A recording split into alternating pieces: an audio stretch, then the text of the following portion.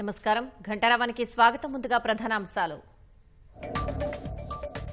ఆర్థిక అభివృద్ధి కోసం మూసీ పునరుజ్జీవనం చేపట్టామన్న సీఎం.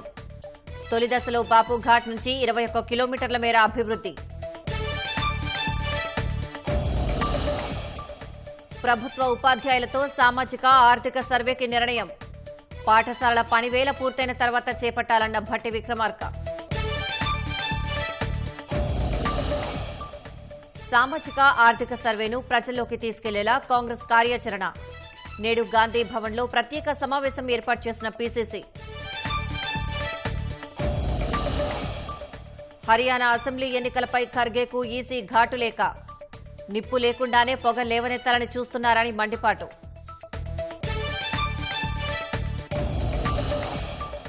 పాక్ నుంచి ఉగ్ర చొరబాట్లు, అక్రమ ఆయుధాల కట్టడికి చర్యలు.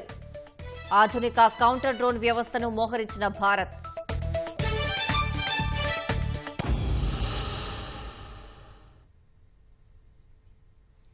మూసీ సరిహద్దులు ఎక్కడి వరకు అన్నది నిర్ణయిస్తేనే డిజైన్, డ్రాయింగ్, డీపీఆర్ తయారు చేయడానికి అనుకూలంగా ఉంటుందని ముఖ్యమంత్రి రేవంత్ రెడ్డి అన్నారు. 55 కిలోమీటర్ల మేర మూసీ పునరుజ్జీవం పూర్తి చేసి హైదరాబాద్ను అద్భుత నగరంగా తీర్చిదిద్దుదామన్నారు. అంతర్జాతీయ సంస్థలకు ఆ పని అప్పగించినట్లు తెలిపారు. అభివృద్ధిలో విపక్షాలు భాగస్వామ్యం కావాలని పిలుపునిచ్చిన రేవంత్ తప్పు చేసిన వారు ఎంతటి వారైనా ఉపేక్షించేది లేదని జన్వాడ ఫామ్ హౌస్ కేసును ఉద్దేశించి ముఖ్యమంత్రి వ్యాఖ్యానించారు. మూసీని ఇలాగే వదిలేస్తే ఏం మిగలదని, హైదరాబాద్ పరిస్థితి దయనీయంగా మారుతుందని సీఎం రేవంత్ రెడ్డి అన్నారు. 55 కిలోమీటర్ల మేర మూసీ పునరుజ్జీవం పూర్తయితే అద్భుత నగరంగా మారుతుందని, ఆర్థికంగా చాలా అభివృద్ధి చెందుతుందని పేర్కొన్నారు. మూసీ అభివృద్ధి విషయంలో వెనక్కి తగ్గేది లేదని, ఎలాంటి రాజీ పడబోమని రేవంత్ రెడ్డి స్పష్టం చేశారు. సియోల్లో చుంగే చాన్ పునరుద్ధరణ, హాన్ రివర్ ఫ్రంట్ అభివృద్ధిని పరిశీలించి వచ్చిన మీడియా ప్రతినిధులతో ఆయన మంగళవారం సమావేశమయ్యారు. మూసీ పునరుద్ధరణపై తన అభిప్రాయాల్ని వివరించారు. తొలుత బాపుఘాట్ నుంచి ఎగువకు 21 కిలోమీటర్ల మేర ప్రపంచ స్థాయి ప్రమాణాలతో మూసీని అభివృద్ధి చేస్తామని సీఎం వెల్లడించారు. ఉస్మాన్ సాగర్ నుంచి 11.5 కిలోమీటర్ల దూరం, హిమాయత్ సాగర్ నుంచి 9.5 కిలోమీటర్ల దూరం జలాలు ప్రవహించి బాపుఘాట్ వద్ద కలుస్తాయని, అక్కడ ప్రపంచంలోనే ఎత్తైన గాంధీ విగ్రహం ఏర్పాటు చేస్తామన్నారు. ఇక్కడి నుంచి ఎగువకు 21 కిలోమీటర్ల మేర 100% తొలి దశలో పూర్తి చేస్తామని, గోదావరి నీటిని మల్లన్న సాగర్ నుంచి హిమాయత్ సాగర్ కు, అక్కడి నుంచి ఉస్మాన్ సాగర్ కు మళ్లిస్తామని తెలిపారు. ఆ రెండింటి నుంచి అవసరానికి తగ్గట్లుగా మూసీకి నీటిని విడుదల చేస్తామని వెల్లడించారు. గోదావరి నీటి మళ్లింపు, శుద్ధీకరణ పనులకు నవంబర్ మొదటి వారంలో టెండర్లు పిలుస్తామని, బాపుఘాట్ నుంచి 100% శుభ్రమైన నీరు దిగువకు వస్తుందని రాష్ట్ర ప్రజలకు భరోసానిచ్చారు. మూసీ పునరుజ్జీవం పూర్తయితే ఇంకో నగరాన్ని సృష్టించినట్లు అవుతుందని చెప్పారు. అంతర్జాతీయ గుర్తింపు పొందిన 5 కన్సల్టెన్సీ సంస్థల కన్సార్షియం పునరుజ్జీవం డీపీఆర్ను రూపొందిస్తోందని సీఎం రేవంత్ రెడ్డి పునరుద్ఘాటించారు. 141 కోట్లతో ఆ పని అప్పగించామని, డిజైన్, డ్రాయింగ్స్, నిర్మాణాలు, ఆర్థిక మోడల్ అన్ని తయారు చేస్తారని తెలిపారు. ఏదైనా ప్రారంభించే ముందే 1000 సార్లు ఆలోచిస్తారని, అందరి అభిప్రాయాలు విని మొదలు పెట్టాక ఆపబోనట్లు తెలిపారు. ప్రభుత్వ, ప్రైవేటు భాగస్వామ్యంలోనా, హైబ్రిడ్ యాన్యుటీ మోడల్లోనా అన్నదే కన్సార్షియం సిఫార్సు చేస్తుందని సీఎం రేవంత్ రెడ్డి తెలిపారు. కాన్సెప్ట్ పూర్తయి పని ప్రారంభానికి 18 నెలలు పడుతుందనుకున్నాం, కానీ నిర్విరామంగా పనిచేస్తున్నందున 3 నెలల్లో సిద్ధమవుతుందని వివరించారు. నిరంతర అభివృద్ధి సహా అనేక వినూత్న కార్యక్రమాలకు శ్రీకారం చుట్టి వ్యవస్థను నిద్రపోనివ్వట్లేదని సీఎం పేర్కొన్నారు. మూసీ పునరుజ్జీవంపై అభ్యంతరాలు, సందేహాలు ఉంటే చెప్పమని విపక్షాలను అడిగామని, తమకున్న ప్రపంచ పరిజ్ఞానం, 10 ఏళ్ల పాలనానుభవంతో ఏం చెయ్యాలో, తక్కువ ఖర్చుతో ఎలా చెయ్యొచ్చో చెప్పారన్నారు. తనతో మాట్లాడొద్దనుకుంటే ఉప ముఖ్యమంత్రి, హైదరాబాద్, రంగారెడ్డి జిల్లాల ఇన్ఛార్జి మంత్రులు, ప్రభుత్వ ప్రధాన కార్యదర్శి ఇలా ఎవరికైనా విజన్ డాక్యుమెంట్ ఇవ్వొచ్చని ప్రతిపక్షాలకు రేవంత్ రెడ్డి సూచించారు. త్వరలో అఖిలపక్షం లేదా అసెంబ్లీ సమావేశాలు పెట్టి చర్చిస్తామన్న ఆయన, కేసీఆర్ను గద్దెదింపి ముఖ్యమంత్రి కావాలి అనుకున్నాను, అయ్యాను. ఇంతకంటే తనకు కావాల్సిందేమీ లేదు. పూర్తి సమయాన్ని, శక్తి సామర్థ్యాల్ని రాష్ట్రాభివృద్ధికి వినియోగించడమే ప్రస్తుతం ముందున్న లక్ష్యమని వివరించారు. మూసీ కాన్సెప్ట్ తయారీలో నిమగ్నమైనట్లు పేర్కొన్న సీఎం ఆ తర్వాత పూర్తి స్థాయిలో రంగంలోకి దిగుతానని చెప్పారు. మూసీ ప్రాజెక్టుకు 1,50,000 కోట్లు ఖర్చు చేస్తారన్న విపక్షాల విమర్శలకు రేవంత్ రెడ్డి దీటైన సమాధానమిచ్చారు. భూసేకరణ, పునరావాసం ఖర్చు మాత్రమే ప్రభుత్వం భరిస్తుందని, ఇతర ఖర్చులు భరించే పరిస్థితి లేదని ముఖ్యమంత్రి స్పష్టం చేశారు. హైదరాబాద్ అభివృద్ధికి 5 ఏళ్లలో 1,50,000 కోట్లు ఖర్చు చేయాలన్నదే తమ లక్ష్యమని వివరించారు. అందులో మెట్రో రైలు 2వ దశ అభివృద్ధికి 25,000 కోట్లు, ఫ్యూచర్ సిటీ మెట్రో రైలుకు 10,000, ఆర్ఆర్ఆర్కు 35,000, రేడియల్ రోడ్లకు 10,000 కోట్లు, ఫ్లైఓవర్లు, బ్రిడ్జ్లు, మూసీ పరిహారం, ఎస్టీపీలకు కలిపి 10 నుంచి 15,000 కోట్లు ఖర్చు చేస్తామని వివరించారు. గోదావరి నీటిని మళ్లించే పనికి 6 నుంచి 7,000 కోట్లు అందులో భాగమేనని, కంటోన్మెంట్లో 2 ఎలివేటెడ్ కారిడార్లకు 10,000 కోట్లు ఖర్చవుతాయని ముఖ్యమంత్రి వివరించారు. హైడ్రాతో ఆదాయం తగ్గిపోయిందనేది దుష్ప్రచారమన్న ముఖ్యమంత్రి రేవంత్ రెడ్డి వరంగల్, కరీంనగర్లో హైడ్రా లేదు కదా అని వ్యాఖ్యానించారు. దేశమంతటా రెవెన్యూపై కొంత ప్రభావం ఉందని గుర్తు చేశారు. హైదరాబాద్ నాశనమైపోయిందంటూ కేటీఆర్ చేసిన ప్రచారంతో రిజిస్ట్రేషన్లు కొంత తగ్గాయని చెప్పారు. విపక్షాలు ఇలాగే చేస్తే మూసీ ప్రాంత ప్రజలు వారిని దగ్గరకు రానియరని, మూసీ మురికి వల్ల ఎంత నష్టం జరుగుతుందో వారికి తెలుసన్నారు. అవసరమైతే వాడపల్లి నుంచి వికారాబాద్ వరకు పాదయాత్ర చేస్తానని ముఖ్యమంత్రి రేవంత్ రెడ్డి తెలిపారు. గత ప్రభుత్వం మాదిరి మేం అణచివేతలకు పాల్పడ్డం లేదని, ఎవరేం మాట్లాడతారో మాట్లాడనివ్వండని ముఖ్యమంత్రి అన్నారు. తాను ఫుట్బాల్ ఆటగాడినని, క్రికెట్లో మాదిరిగా ఇద్దరూ యాక్టివ్గా ఉంటే సరిపోదని, అందరూ చురుగ్గా ఉండాలని వ్యాఖ్యానించారు. త్వరలోనే కొన్ని బాంబులు పేలతాయని మంత్రి పొంగులేటి శ్రీనివాసరెడ్డి వ్యాఖ్యల్ని ప్రస్తావించగా, ఆయన ఏ సందర్భంలో ఆ వ్యాఖ్యలు చేశారో తెలియదని సీఎం బదులిచ్చారు. కాళేశ్వరం, విద్యుత్ ఒప్పందాలు, ఫోన్ ట్యాపింగ్పై విచారణ జరుగుతోంది. తుది నివేదికలొచ్చాక చట్ట ప్రకారం చర్యలుంటాయే తప్ప ఎవరిపైనా కక్షగట్టి వేధించబోమని ముఖ్యమంత్రి రేవంత్ రెడ్డి స్పష్టం చేశారు. దీపావళికి బీఆర్ఎస్ కార్యనిర్వాహక అధ్యక్షుడు కొత్త అర్థం చెప్పారని ముఖ్యమంత్రి పేర్కొన్నారు. దీపావళి అంటే చిచ్చుబుడ్లు అని తెలుసు, కానీ జన్వాడ ఫామ్ హౌస్ లో సారాబుడ్లు బయటపడ్డాయన్నారు. ఆ కేసులో నిందితులు ఎంతటి వారైనా ఉపేక్షించబోమని వెల్లడించారు. వచ్చే నెల 6 నుంచి నిర్వహించే సామాజిక, ఆర్థిక, కులగణన సర్వేకి ఉపాధ్యాయులను గణకులుగా వినియోగించుకోవాలని ఉప ముఖ్యమంత్రి భట్టి విక్రమార్క కలెక్టర్లని ఆదేశించారు. పాఠశాల వేళలు పూర్తయిన తర్వాత ఒక్కో ఉపాధ్యాయుడు రోజు 5 నుంచి 7 ఇళ్లు సందర్శించి వివరాలు సేకరించేలా ప్రణాళికాబద్దంగా పనిచేయాలని స్పష్టం చేశారు. ఆ సేవలకి గాను ఎన్యూమరేటర్లు, సూపర్వైజర్లు, ఇతర సిబ్బందికి ఆకర్షణీయ వేతనం చెల్లించాలని ప్రభుత్వం నిర్ణయించినట్లు తెలిపారు. ఖమ్మం జిల్లా మధ్య నుంచి అన్ని జిల్లాల కలెక్టర్లతో వీడియో కాన్ఫరెన్స్ లో మాట్లాడిన భట్టి ప్రజలను అడగాల్సిన 50 ప్రశ్నలపై అవగాహన కల్పించాలని సూచించారు. ఒక్కో టీచర్ ఏ ఇళ్లకు వెళ్లాలనే జాబితాని ముందుగా తయారు చేసి ఇవ్వాలని ఆదేశించారు. సర్వేకు సహకరించాలంటూ ప్రతి గ్రామంలో డప్పు చాటింపు వేయించాలన్న భట్టి విక్రమార్క కులగణనపై ప్రచారానికి మీడియాను విస్తృతంగా ఉపయోగించుకోవాలన్నారు. సర్వే నిర్వహించే సమయంలో కలెక్టర్లు క్షేత్రస్థాయిలో తనిఖీలు చేయాలని సూచించారు. ప్రజల సామాజిక, ఆర్థిక, ఆదాయ, విద్య, రాజకీయ స్థితిగతుల వివరాలన్నీ తెలుసుకోవాల్సిన అవసరం ఉందని, అప్పుడే సమాజంలో సమానత్వం కోసం విధానాలను రూపొందించగలమని భట్టి విక్రమార్క తెలిపారు. వచ్చే వారంలో ప్రభుత్వం చేపట్టనున్న కులగణను ప్రజల్లోకి విస్తృతంగా తీసుకెళ్లాలని రాష్ట్ర కాంగ్రెస్ నిర్ణయించింది. నేడు గాంధీ భవన్లో పీసీసీ అధ్యక్షుడు మహేష్ కుమార్ గౌడ్ అధ్యక్షతన జరిగే ప్రత్యేక సమావేశం జరగనుంది. ఈ అంశానికి సంబంధించి మరిన్ని వివరాలు మా ప్రతినిధి తిరుపాల్ ప్రత్యక్ష ప్రసారం ద్వారా అందిస్తారు.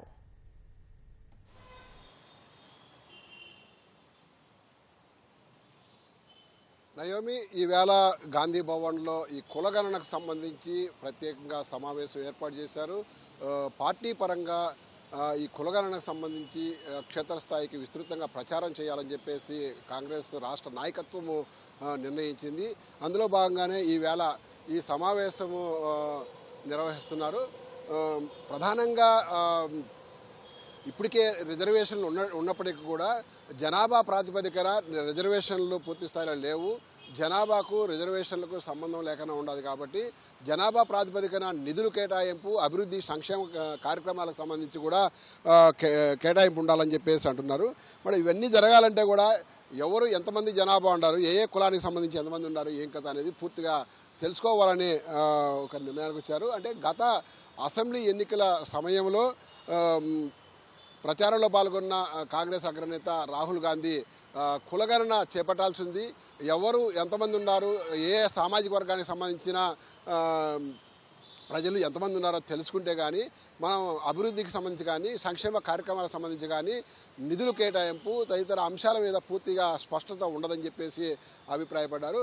అందులో భాగంగానే రాష్ట్రంలో అధికారంలోకి వచ్చిన కాంగ్రెస్ పార్టీ కులగణన ఇక్కడి నుంచి చేపట్టాలని చెప్పేసి నిర్ణయించింది. ఇప్పటికే అందుకు సంబంధించిన ఏర్పాట్లన్నీ కూడా చకచకా జరుగుతున్నాయి.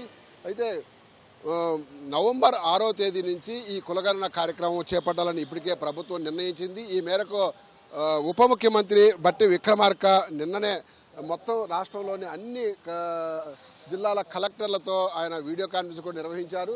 కులగణన కార్యక్రమం ఎలా ఉండాలి, దాని స్వరూపం ఎలా ఉండాలి, ప్రశ్నలు ఏం అడగాలి, ఏ విధంగా ముందుకెళ్ళాలి, ఎవరిని ఎన్యూమరేటర్లుగా ఉపయోగించుకోవాలి, ఆ ఉపయోగించుకునే సమయంలో ఎవరైతే ఉపాధ్యాయులను ఉపయోగించుకోవాలనుకున్నారో ఆ ఉపాధ్యాయులకు రెగ్యులర్గా ఉన్న పాఠశాలలకు సంబంధించిగా పాఠశాల వేళలకు ఎలాంటి ఇబ్బంది కలగకుండా ఉండాలని చెప్పేసి స్పష్టం చేశారు. మొత్తంగా తీసుకుంటే కూడా రాష్ట్రంలో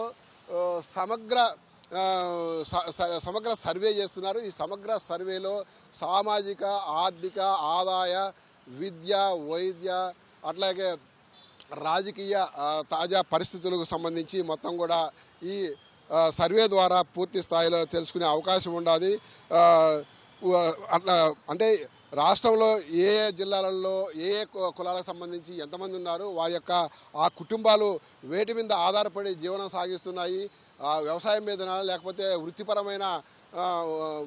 వృత్తిపరమైన వాళ్ళకు సంబంధించిన కుల వృత్తులతో వాళ్ళు జీవిస్తున్నారా, లేకపోతే ఇంకే వ్యాపారమా, లేకపోతే ఇట్లా రకరకాలుగా అంటే 50 రకాల ప్రశ్నలను సంధించి ఆ 50 రకాల ప్రశ్నలకు సంబంధించి పూర్తి స్థాయిలో ప్రతి కుటుంబం నుంచి కూడా సమాధానం రాబట్టనున్నారు. ఇలా సమాధానం రాబట్టడం వల్ల పూర్తిగా కుటుంబానికి సంబంధించిన పూర్తి స్వరూపము ప్రభుత్వానికి తెలిసే అవకాశం ఉండాలి. కాబట్టి దీనికి సంబంధించి పూర్తి స్థాయిలో చేసేదానికి ఇప్పటికే ఏర్పాట్లు పూర్తి చేశారు. ఎవరైతే ఈ ఎన్యూమరేటర్లుగా కొనసాగాల్సి వస్తుందో ఉపాధ్యాయులు, ఆ ఉపాధ్యాయులకు కూడా వాళ్ళు అదనంగా పనిచేసిన దానికి వాళ్ళకు అదనంగా ప్రోత్సాహకాలు ఇవ్వాలని చెప్పేసి ప్రభుత్వం నిర్ణయించింది. ఎవరు కూడా వాళ్ళ రెగ్యులర్గా పాఠశాలలకు సంబంధించి ఆ వేళలకు ఎలాంటి ఇబ్బంది కలగకుండా అదనంగా ఈ వర్క్ చేసేదానికి పురమాయించాలని చెప్పేసి ఇప్పటికే అధికారులకు ఆదేశాలు జారీ చేశారు. 6వ తేదీ నుంచి కొనసాగేదానికి ఎవరెవరైతే ఎన్యూమరేటర్లు కొనసాగనున్నారో వాళ్ళందరికీ కూడా ప్రత్యేకంగా శిక్షణ ఇవ్వాలని చెప్పేసి కూడా నిర్ణయించారు. అంటే కుటుంబానికి సంబంధించి అంటే ఆ ప్రజలు అందుబాటులో ఉండేదానికి వీలుగా వాళ్ళకు ముందుగానే డప్పు చాటించేసి అక్కడ పలానా రోజు ఎన్యూమరేటర్లు వస్తారు, మీరు అంతా అందుబాటులో ఉండాలని చెప్పి ముందే చెప్పనున్నారు. ఇలా అన్ని ముందు జాగ్రత్తలు చర్యలు తీసుకున్నారు. మరొక వైపు ఏదైతే ప్రభుత్వము ప్రతిష్టాత్మకంగా తీసుకొని చేస్తున్న ఈ కులగణన అంశాన్ని పార్టీ పరంగా కూడా ప్రయోజనం పొందాలని చెప్పేసి రాష్ట్ర నాయకత్వం నిర్ణయించింది. అందువలన ఏ విధంగా ఈ కులగణనకు సంబంధించి ఏ విధంగా పార్టీ ప్రయోజనం పొందాలి, దీన్ని ఏ విధంగా జనాల్లోకి తీసుకెళ్ళాలి, ఏ రాష్ట్రంలో చేయన కులగణన కార్యక్రమాన్ని ఇక్కడ ఈ రాష్ట్రంలో చేస్తున్నారంటే బడుగు బలహీన వర్గాలకు కాంగ్రెస్ పార్టీ ఏ విధంగా దగ్గర కావాలనుకుంటుందో తెలియజెప్పే విధంగా క్షేత్రస్థాయిలోకి వెళ్ళాలని చెప్పేసి కాంగ్రెస్ పార్టీ భావిస్తుంది. అందువల్లే ఈవేళ ఉదయం 11 గంటలకు గాంధీ భవన్లో కాంగ్రెస్ పార్టీ ప్రత్యేక సమావేశం ఏర్పాటు చేసింది. ఈ సమావేశం పిసిసి అధ్యక్షుడు మహేష్ కుమార్ గౌడ్ అధ్యక్షతన కొనసాగుంది. ఈ సమావేశంలో ముఖ్యమంత్రి రేవంత్ రెడ్డితో పాటు ఉప ముఖ్యమంత్రి బట్టి విక్రమార్క, అదేవిధంగా మంత్రులు, ఎమ్మెల్యేలు, ఎమ్మెల్సీలు, ఎంపీలు, అదేవిధంగా కార్పొరేషన్ చైర్మన్లు, డిసిసి అధ్యక్షులు వీళ్ళంతా కూడా పాల్గొంటారు. వీళ్ళందరికీ కూడా దిశానిర్దేశము చేయనున్నారు. క్షేత్రస్థాయిలో ఈ విషయాన్ని ఏ విధంగా తీసుకెళ్ళాలి, ఏ విధంగా జనాల్లోకి విస్తృతంగా ప్రచారం చేయాలి, ప్రచారం చేసి కాంగ్రెస్ ప్రభుత్వం బడుగు బలహీన వర్గాలకు ఏ విధంగా అండగా ఉండబోతుందో కూడా తెలియజెప్పే విధంగా ఈ ప్రచారం ఉండాలని చెప్పేసి దిశానిర్దేశం చేయనున్నారు. అందుకోసం ఈ ఉదయం 11 గంటలకు ఈ సమావేశం జరుగుతుంది. మనం చూస్తున్నాము ఇప్పటికే మొత్తం కూడా గాంధీ భవన్ అంతా కూడా పోలీసులు పూర్తి స్థాయిలో తమ ఆధీనంలోకి తీసుకున్నారు. నిన్న సాయంత్రం నుంచే ఈ ఏర్పాట్లకు సంబంధించి ఈ సెక్యూరిటీ సంబంధించి కూడా మొత్తం కూడా చర్యలు తీసుకున్నారు. ఉదయం నుంచే కూడా మొత్తం గాంధీ భవన్కు సంబంధించి 3 గేట్లు ఉంటే 3 గేట్ల వద్ద కూడా పోలీసు సెక్యూరిటీ ఉన్నారు. ఎవరిని కూడా ఐడి కార్డు చూపించేసిన లోపలికి రానిలేదు. దాదాపు 180 మంది ఈ సమావేశానికి హాజరవుతారని చెప్పేసి అంచనా వేస్తున్నారు. వీళ్ళకి సంబంధించి లోనికి అనుమతించి మిగిలిన వాళ్ళందరినీ కూడా అనుమతించకుండా ఉండాలని చెప్పేసి ఇప్పటికి నిర్ణయించారు.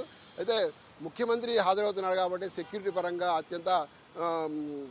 అత్యంత భద్రత ఏర్పాట్లు చేశారు. అంటే మొత్తం కూడా గాంధీ భవన్ చుట్టుపక్కల కూడా పెద్ద ఎత్తున పోలీసు బలగాలు మోహరించాయి.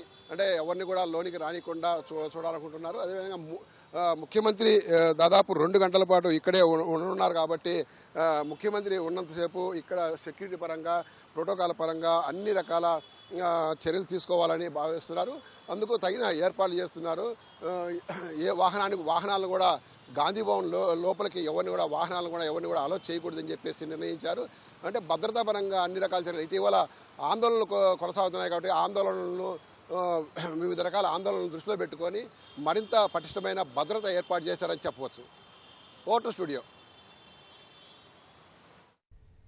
ధన్యవాదాలు తిరుపాల్. రాష్ట్రంలో చేపట్టబోయే సమగ్ర సామాజిక రాజకీయ ఆర్థిక సర్వే నిష్పక్షపాతంగా జరిపేందుకు బీసీ కమిషన్ బృందం చర్యలు చేపడుతోంది. అందులో భాగంగా ప్రజల అభిప్రాయాలను పరిగణలోకి తీసుకునేందుకు బహిరంగ విచారణ నిర్వహిస్తోంది. నిజామాబాద్లో జరిగిన సమావేశంలో బీసీ సంఘాల ప్రతినిధులు, ప్రజలు పెద్ద ఎత్తున హాజరై తమ అర్జీలను కమిషన్ బృందానికి అందించారు. త్వరలోనే దరఖాస్తులను ప్రభుత్వానికి నివేదిక రూపంలో అందజేస్తామని, కులగణను పారదర్శకంగా చేపడతామని కమిషన్ సభ్యురాలు బాలలక్ష్మి తెలిపారు. ఇప్పుడు బీసీ కమిషన్ బహిరంగ విచారణ కార్యక్రమంలో మేము ప్రధానంగా చేపట్టిన అంశం స్థానిక సంస్థల రిజర్వేషన్లకు సంబంధించి ఎక్కువగా వచ్చిన అప్లికేషన్స్ మా కులాన్ని గుర్తించండి. చాలా మంది కుల వృత్తులు చేసుకున్నటువంటి వాళ్ళు ఒక్కో రకంగా వాళ్ళ అభిప్రాయాన్ని వ్యక్తం చేస్తున్నారు. వాళ్ళ వృత్తిని గుర్తించాలి, మార్కెట్ సౌకర్యాన్ని కల్పించాలి, మాకు విద్యా ఉద్యోగ అవకాశాలు కల్పించాలి, ఫెడరేషన్లు ఏర్పాటు చేయాలి, కార్పొరేషన్లు ఏర్పాటు చేయాలి. ఇట్లాంటి డిమాండ్సే ఎక్కువ వస్తున్నాయి. సమాచారాన్ని సేకరించే క్రమంలో కూడా పూర్తి స్థాయిలో లీగల్గా ఎటువంటి సమస్యలు ఎదురు కాకుండా ఉండే విధంగానే సేకరిస్తాం. మెడికల్ డివైస్లో రాష్ట్రం అగ్రగామిగా ఉండాలని ఐటీ శాఖ మంత్రి దుద్దిళ్ల శ్రీధర్బాబు అన్నారు. సంగారెడ్డి జిల్లా Sultanpur medical device park SMT పరిశ్రమలో పేదలకు అందుబాటులో ఉండే విధంగా స్టంట్లు, గుండె సంబంధిత పరికరాలు తయారు చేయడం జరుగుతుందన్నారు.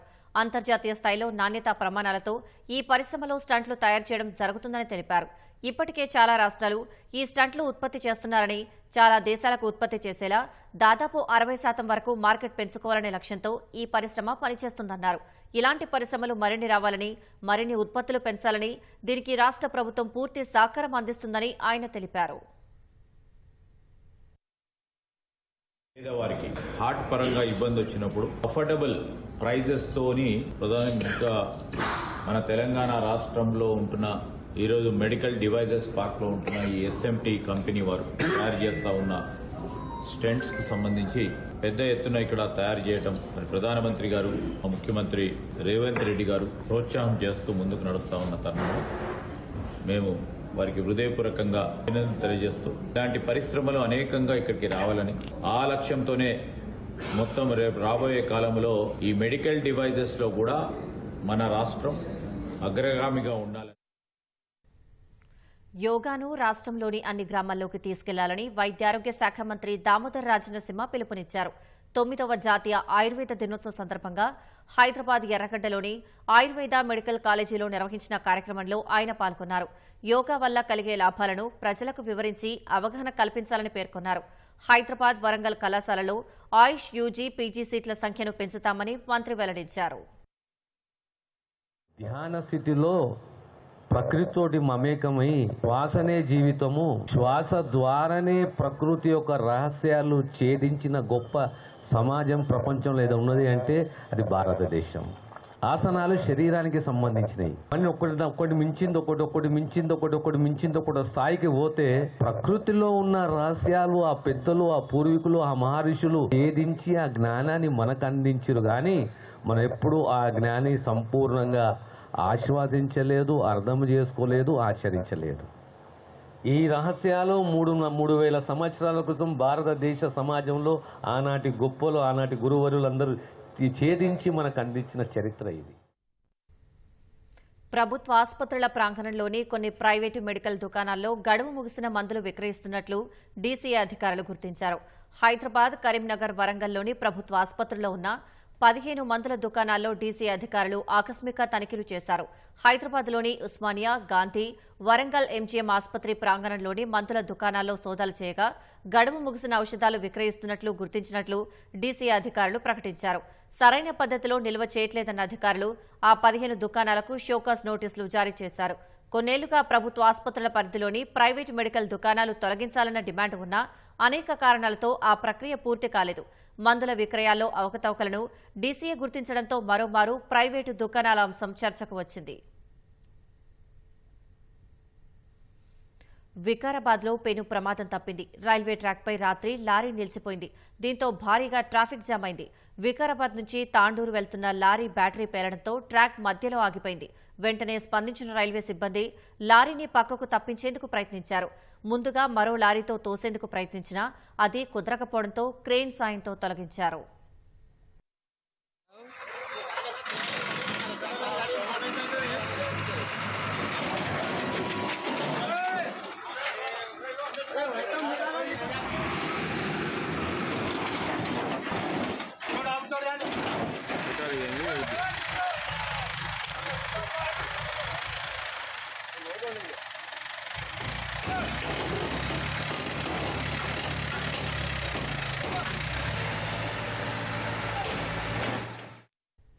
హర్యానా అసెంబ్లీకి ఇటీవల జరిగిన ఎన్నికల్లో అక్రమాలు చోటు చేసుకున్నాయంటూ కాంగ్రెస్ పార్టీ నిప్పులేని పొగ లేవనెత్తుతోందని కేంద్ర ఎన్నికల సంఘం మండిపడింది.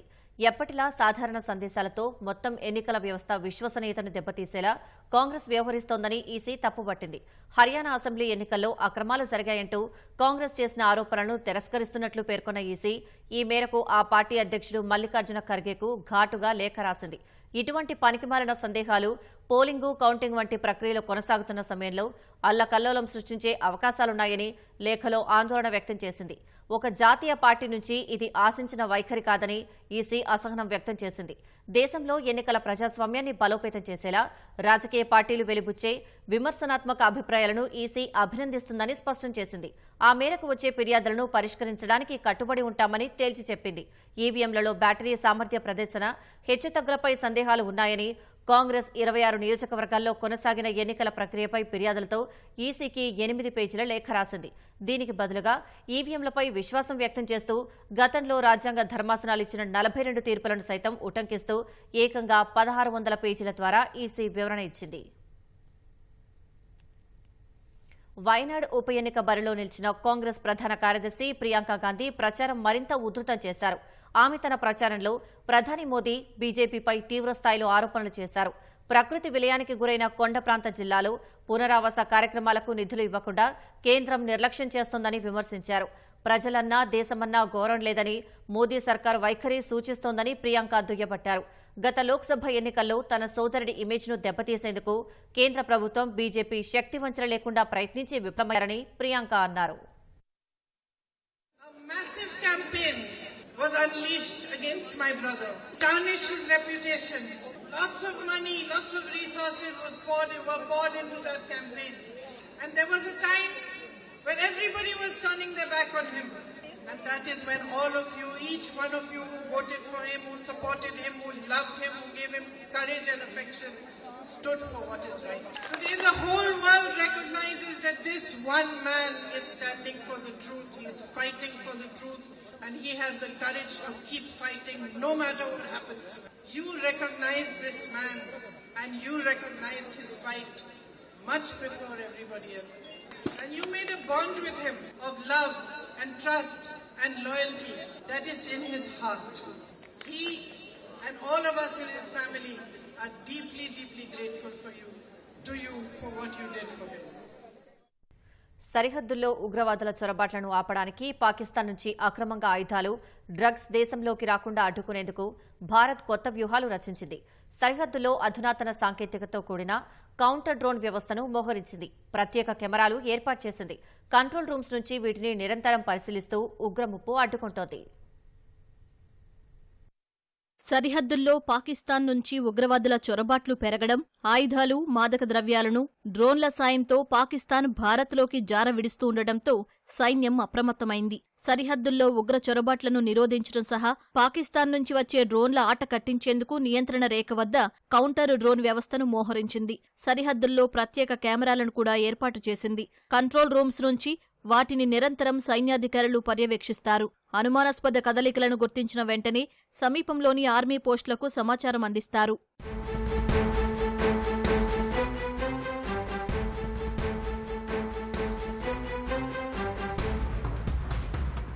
सर ये जैसे कि मैं PIDS जो इसका सेंसर है वो 5 मीटर रेडियस में किसी भी प्रकार के टारगेट को डिटेक्ट करता है। जब टारगेट को वो डिटेक्ट करता है तो इस एक ऑडियो अलार्म को जनरेट करता है, और ऑडियो अलार्म जैसे जनरेट होता है तो उसकी सूचना हमें इन्फो मिलती है। उसके बाद जब हमें इस चीज़ को इन्फो मिलती है तो हमें अपने जो लेफ्ट राइट जो हमारे पोस्टें हैं उनको हम बताते हैं कि आपके AOR के सामने या कोई आपके एरिया में कोई हरकत हो रही है, तो वो बाकी जो संतरियों को अलर्ट कर देते हैं। మనిషి కంటితో చూడటం సాధ్యం కాని సుదూర ప్రాంతాలపై సైతం ఈ ప్రత్యేక కెమెరాలతో నిఘా ఉంచవచ్చు. చీకట్లలో కూడా ఉగ్ర కదలికలను గుర్తించవచ్చు.